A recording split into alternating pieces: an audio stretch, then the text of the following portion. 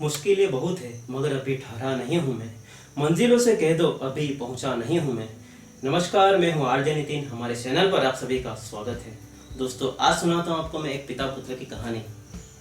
जो पिता अपने पुत्र को आगे बढ़ाने के लिए, सक्सेस करने के लिए दिन रात मेहनत करते थे। दोस्तों, ये छोटी सी कहानी अगर आप पूरी सुनेंगे तो लास्ट में, अंतिम में आपको ये इंस्पायर भी करेगी और साथ में आपको इमोशनल भी करेगी। दोस्तों, ये छोटी सी कहानी अगर आपको पसंद आती है तो आप इसे लाइक कीजिए, शेयर कीजिए और सब्सक्राइब जरूर कीजिएगा।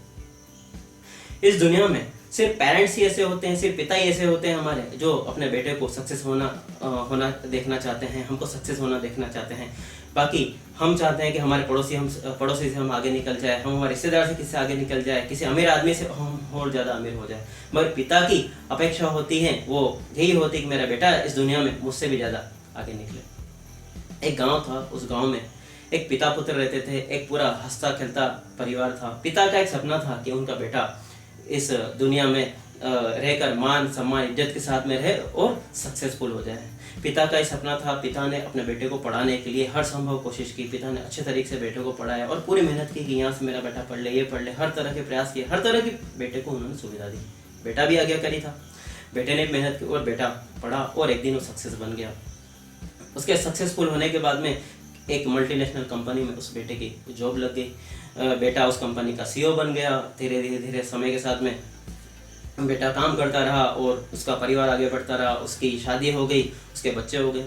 बेटा गांव छोड़कर शहर में रहने लगा, उस कंपनी में जॉब करता रहा।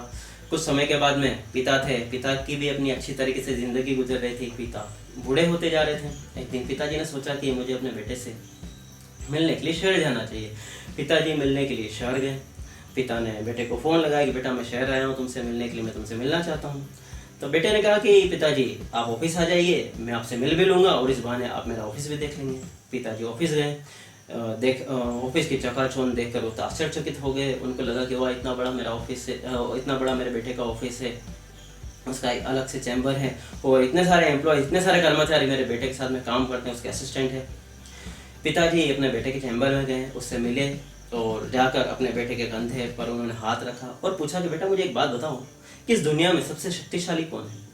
तो बेटे ने पिताजी की तरफ देखा, मुस्कुराया और कहा कि पिताजी इस दुनिया का सबसे शक्तिशाली इंसान मैं हूँ, इसके अलावा तो कोई हो नहीं सकता। पिताजी इस बेटे का ये जवाब था, इस जवाब की वो उन्होंने कभी अपेक्षा नहीं की थी। वो सोच रहे थे कि मेरा बेटा ये कहेगा कि पिताजी इस दुनिया के सबसे शक्तिशाली इंसान तो आप हैं।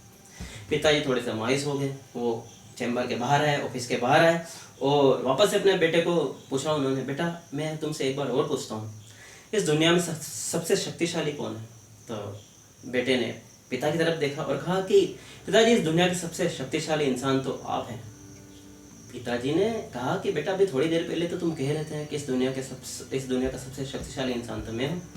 बेटे ने कहा कि पिताजी जब आप मेरे ऑफिस में थे और मैंने आपको ये बात कही, तब आपके दोनों हाथ मेरे कंधे पर थे और जिस पिता का हाथ बेटे के कंधे पर हो वो तो दुनिया का सबसे शक्तिशाली इंसान ही होगा ना। पिताजी बेटे की इस बात को सुनकर इमोशनल हो गए। उन्होंने बेटे को झप्पे दिए और उन्होंने गले लगा लिए। दोस्तों, ये छोटी सी कहानी ये मैसेज देती है, ये पाठ पढ़ाती है, हमको लेसन देती है कि इस दुनिया में भले कितने भी लोग हमसे आगे बढ़ जाए, हम उनसे भी आगे बढ़ जाए, मगर एक पिता ही होते हैं जो अपने बेटे को सक्सेसफुल देखना चाहते हैं। दोस्तों, ये छोटी सी कहानी अगर आपको पसंद आती है तो आप इसे लाइक कीजिएगा, शेयर कीजिएगा और सब्सक्राइब जरूर कीजिएगा।